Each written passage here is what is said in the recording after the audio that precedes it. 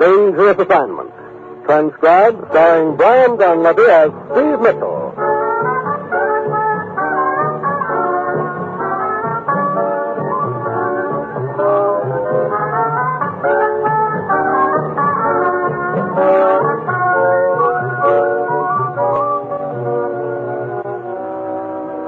Yeah, danger is my assignment. I get sent to a lot of places I can't even pronounce. They all spell the same thing, though, trouble. But when I walk into the commissioner's office, I don't realize that this assignment's going to prove that sometimes the nicest thing that can happen to a guy is to get shot at.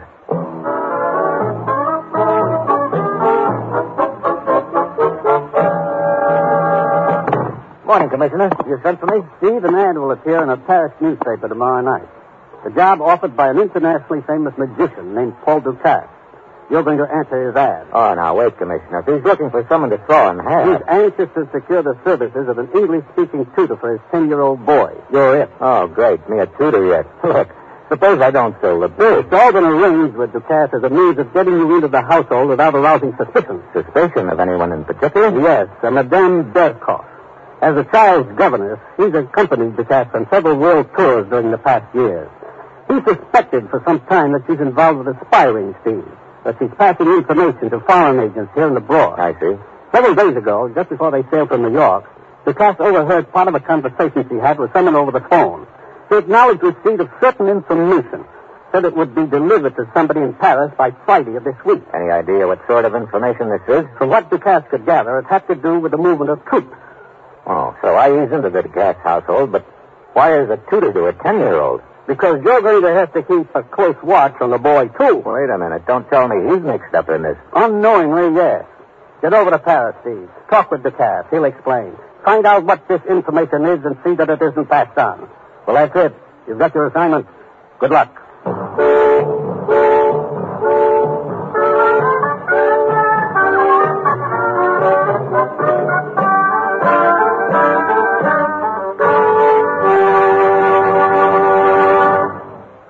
The National Broadcasting Company is presenting Dangerous Assignment, starring Brian Donlevy in the role of Steve Mitchell, colorful two-fisted government agent. At all those places of the world where danger and intrigue walk hand in hand, there you will find Steve Mitchell on another Dangerous Assignment. There's more great mystery and adventure every week on most NBC stations when Dragnet brings you the authentic stories of your police force in action. Dragnet means thrill-filled entertainment. From crime to punishment, Dragnet stories are true. Be sure to hear Dragnet. And there's more adventure and excitement when you tune for Barry Craig, confidential investigator, with William Gargan in the title role. There's always high adventure when Barry Craig takes on an action-filled case. Another exciting program is The Big Story. The Big Story brings you true stories directly from the pages of our nation's leading newspapers. Remember to hear these adventure-packed programs every week on the NBC Radio Network.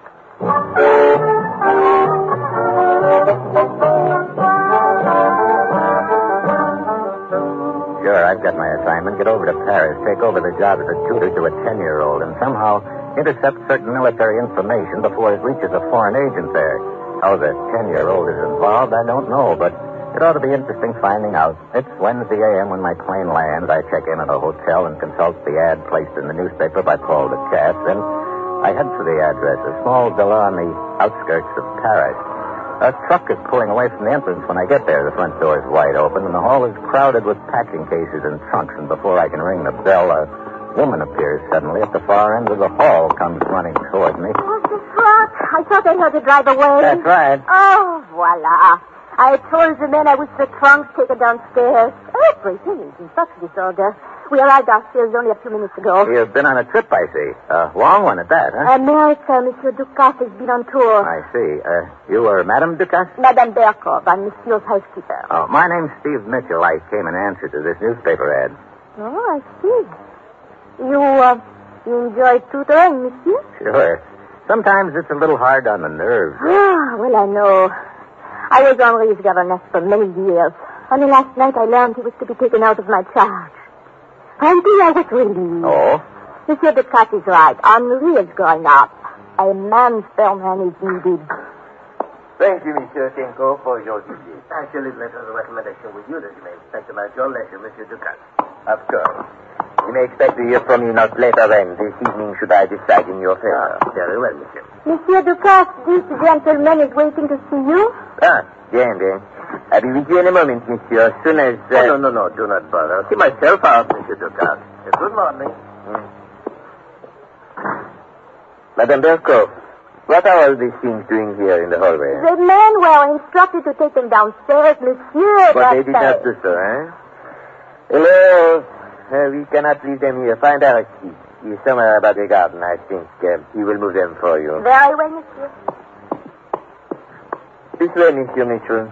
We will talk in my study. So, you have met Madame Barkov, eh? Yeah.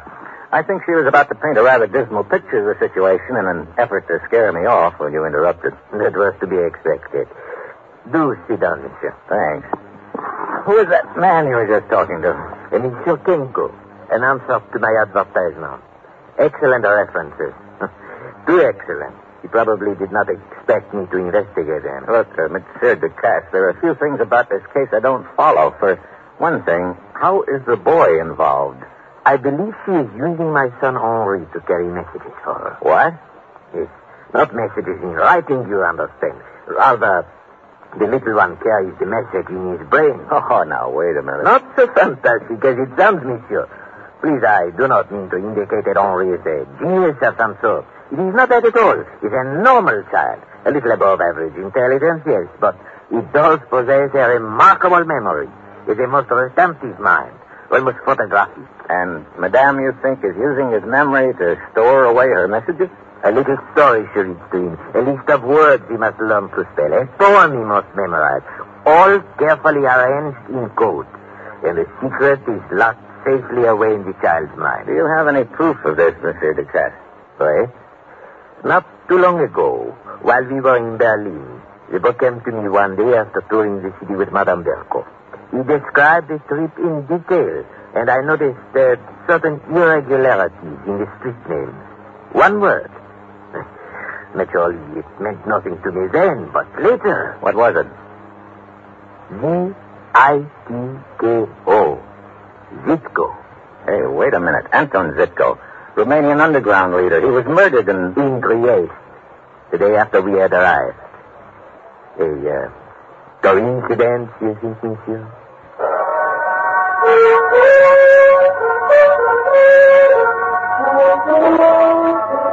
A coincidence, I don't think. It's beginning to look like Ducasse is thinking it's along the right lines. Right now, I want to have a chat with the boy Henri, but it seems he's been sent to spend the day with his aunt, a move to keep him out of Madame Berko's reach. We spend the next quarter hour going over our plans, and then I go back to my hotel. A few minutes after 7 that night, Ducasse phones me. My application has been officially accepted. I check out of the hotel, stop in at a nearby cafe for dinner, and that's when I get the feeling I'm being watched. The feeling is still with me an hour later when the cab I'm in is heading for Ducasse's house. We're flying low through a quiet residential street when I spot the headlight tailing is closing in fast. Hey, driver. Oui, monsieur. The car behind us. If it comes up alongside, keep your eyes open. But there's no Nikola, monsieur. Here he comes. Watch it. Hey, he's crowding you. Look out.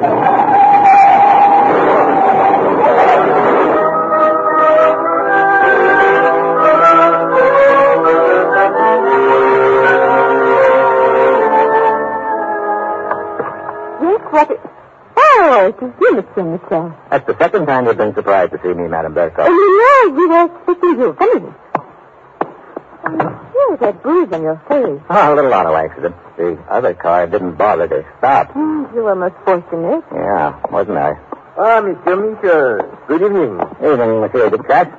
I will show our new tutor to his room, Madame Berko. Very well. I will be in the kitchen should you need me. This way, monsieur. Upstairs. I overheard what you told Madame Berko about the accident. It wasn't an accident. Somebody deliberately crashed into her. Somebody who wasn't happy to learn that I'd gotten a job. I didn't get anything of a look at him. Probably a hired hand. This will be your room, monsieur. And there is the connecting door to Henri's room. Good. You wish to freshen up? I'd like to see the boy first. This way. Henri? Henri, I want you to meet... Henri! Henri, where are you? Nowhere in sight. But I told him to remain in his room. But he's up in the hall. Look, from here on the inside, he did not use this door. But there's the window. It's wide open. They have taken him, monsieur. Henri is gone.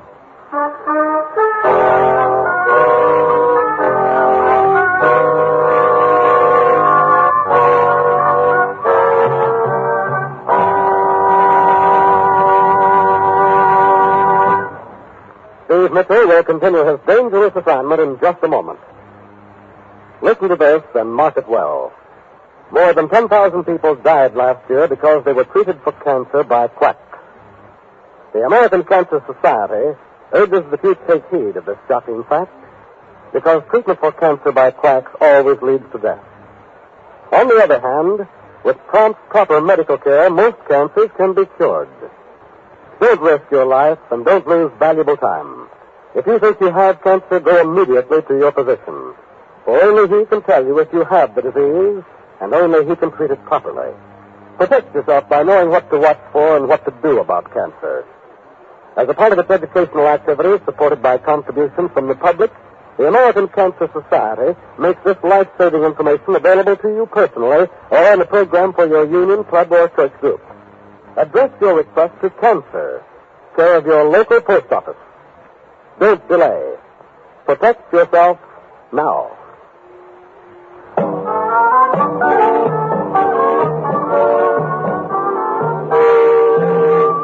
Now back to Dangerous Assignment and Brian Donlevy as Steve Mitchell.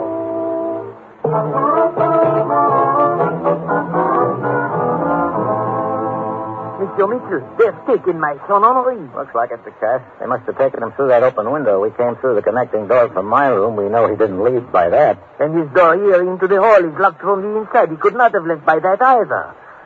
Monsieur, if they have my boy... Take it easy, Cass. We'd better get in touch with the police. Yes, at once. Wait a minute. What is it? Here, on the hall floor, a bent hairpin. Hairpin. Madame Perco. Could be, but this piece of string here, too, It did not work, Papa. Well, Henri. It did not work. Henri, are you all right? But of course, Papa. Brother, that's a relief. Yes. But what is this talk of something which did not work? The hairpin and the string, Papa. The hairpin. String. I do not understand. I think I do. It's the old gag where you tie a string to a bent hairpin, hook it to a key, and then run the string under the door. Yes, that is it.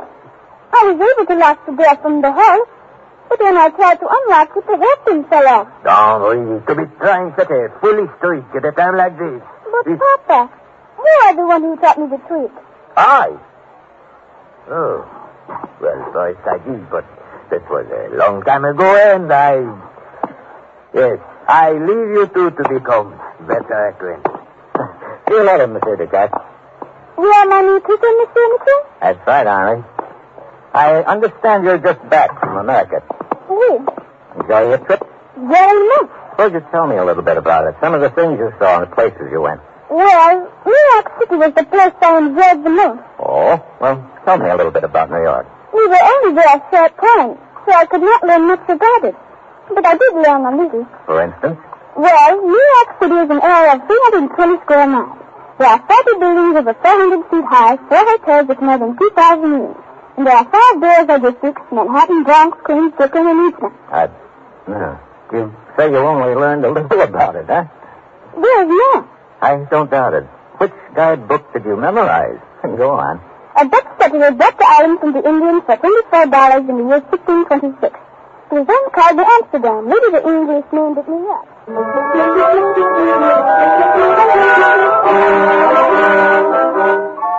He goes on and on while I stand there with my mouth open. The kid is a walking world almanac. Half an hour later, he runs down, and I stagger to my room, groggy.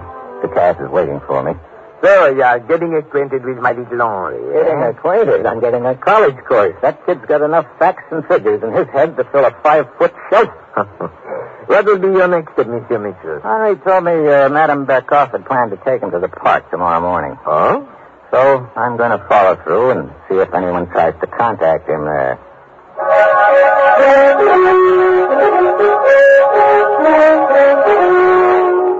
morning I take Henri to the park. We settle down on a bench and start feeding the pigeons. And, of course, Henri gives me a short lecture on the various species of the bird. That one that perched on the bench over there. The gray one. That is the commonest type. Bonjour, monsieur. Oh, well, hello. Beautiful morning, n'est-ce pas? It sure is. She is friendly. Yeah. You ever see her before, Henri? Oh, yes. She and the cat. Did she ever speak to you before? No, I just am not old enough. Well, you were telling me about the pigeons now. Yes. That's over there. Well, my little friend, now so you call. Good morning, Mr. Gillis. This is my new tutor, Mr. Mitchell. Oh, delighted, Mitchell. Mr. Gillis? Well, Henri, I've missed you these past weeks. You see, Mr. Mitchell, Henri and I are old friends here in the park. I've been on a trip to America. Yes, so I heard. Look here, you must tell me all about it, Henri. I'm always interested to hear anything about the United States. Yeah, Henri, go ahead. Tell me about your trip. No, wait. I have a better idea, Henri. Would you like to go to the carnival this afternoon? Sure, nice. This is Mr. Mitchell. Well, why, sure, Henri, sure. Splendid. I'll call for you at 2 o'clock, Henri. You can tell me all about your trip then.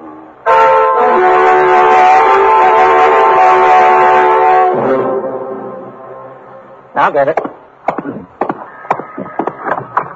Oh, Mr. Mitchell. Good afternoon, Mr. Gillis. You're right on time. We'll be ready in just a minute. We? Oh, yes, I thought I'd go with you and Henri. That is, if you don't mind. Well, I would have been delighted, but matter of fact, the reason I stopped by was to give my regrets to Henri. Something's come up I have to attend to. Oh, that's too bad. Yes, I'm frightfully sorry.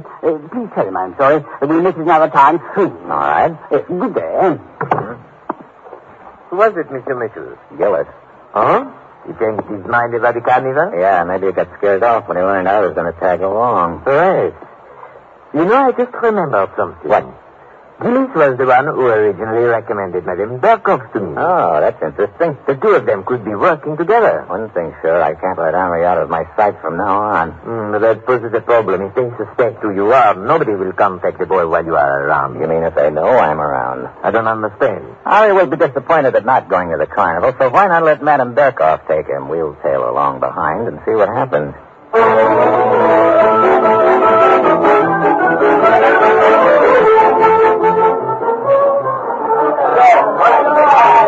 We give Henri and Madame Berkoff a head start, then tail them to the carnival. They wander around, taking it all in, but nobody contacts either one of them. Finally, they sit down on a bench to rest. Madame Berkoff takes a scratch pad and pencil out of her purse and gives them to Henri, who starts scribbling on the paper. Pretty soon he shows it to her. She crumples it up and tosses it on the ground. Mitchell, they are leaving. Yeah. I think I just figured out the deal, that piece of paper. She has them write stuff on it, maybe things that don't mean anything to him. Then she crumples it up and tosses it to the ground beside the bench. Come on. Look, the man over there. He has a bag for scraps of paper. Yeah, and a pointed stick. He could be the contact, but we're beating him to it. There we are. Now we'll see. What's written on it? Oh, great. Have a look. A drawing. Wait. It's supposed to be you. See? He has entitled it The New Tutor. Yeah. 3 heads yet. Yeah, another lead up in smoke. I'm getting nowhere fast. We tail Henri and Madame Berkoff back to the house. I find them in the kitchen. Madame is dialing a number on the telephone. Oh, what can you say, Monsieur Mitchell? 3 times in 2 weeks. What's the trouble, Madame Berkoff? The boulanger forgot to send the brioche again. Who forgot to what? The baker, he forgot to send the breakfast rolls. Hello. Let me speak to Monsieur Connard. What? He's talking to a customer. Very well, I will wait. I do not know what it is these days, Monsieur Mitchell, but it is impossible to get service. If it were not that these were only favorite rolls and very hard to get. Anne-Marie, remember that nice restaurant in New York? They had some there. Oui, it was a very nice place. Why was the place it played a trick on me? Trick? Mais oui, he pretended to be the waiter. You see, he memorized the entire menu and wrote it off to me. Oh, brother. Do you still remember it, Andre? Oh, I suppose not. Of course I do. See if you can tell Monsieur Michel. All right. Appetizer. 6 cocktails, 75, tomato juice 30, assorted vanities 60. 6. 6 desserts 50, onions 60.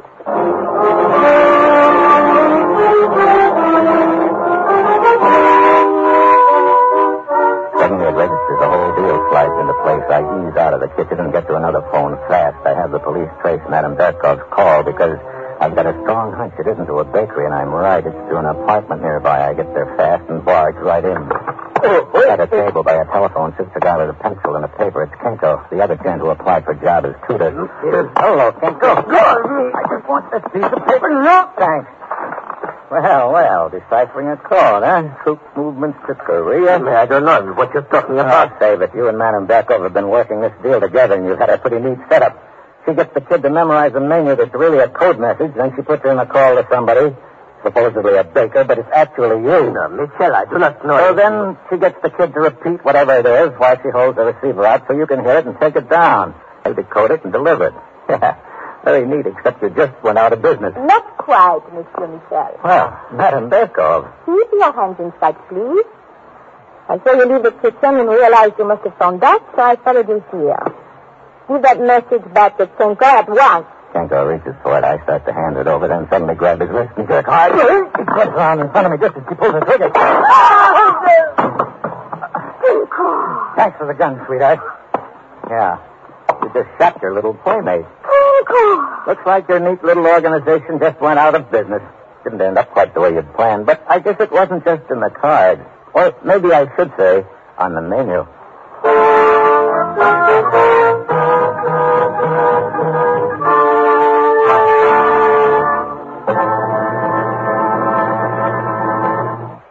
Our star, Brian Donlevy, will return in a moment. Tuesday night is comedy night here on the NBC Radio Network. There's fun for all because it's all for fun. Dean Martin and Jerry Lewis add melody and mirth to our program schedule when they caper through 30 minutes of fun-filled comedy entertainment. Fibber McGee and Molly, longtime favorites of the radio audience, continue to hold their place in the comedy spectrum as they take you to 79 Wistful Vista and Loads of Laughter. Red Skelton's comedy characterizations add life to his rollicking program, and the fun adds up to enjoyable radio listening. And when it's time for Two for the Money, each Tuesday evening you'll know that Herb Schreiner will be handing out chuckling good entertainment along with big cash prizes.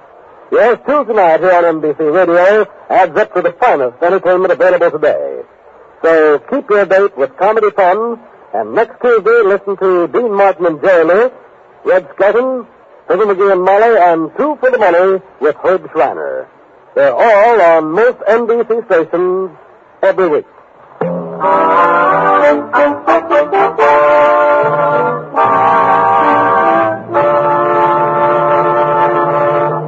Next week, Tibet. I fly the hump and collect a lump. And that will be Steve Mitchell's dangerous assignment next week.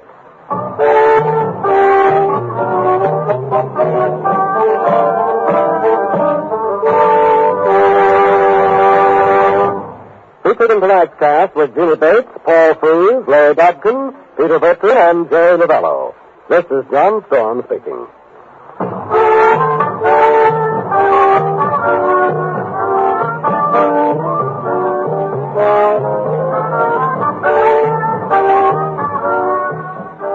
Dangerous Assignment, starring Brian Donlevy as Steve Mitchell with Herb Butterfield as the commissioner, is written by Bob Bright and Adrian John Doe and is directed by Bill Karn. Be with us next week at the same time when Brian Donlevy, starring in the role of Steve Mitchell, will embark on another transcribed Dangerous Assignment. Tomorrow, it's Adventure with Roy Rogers on NBC.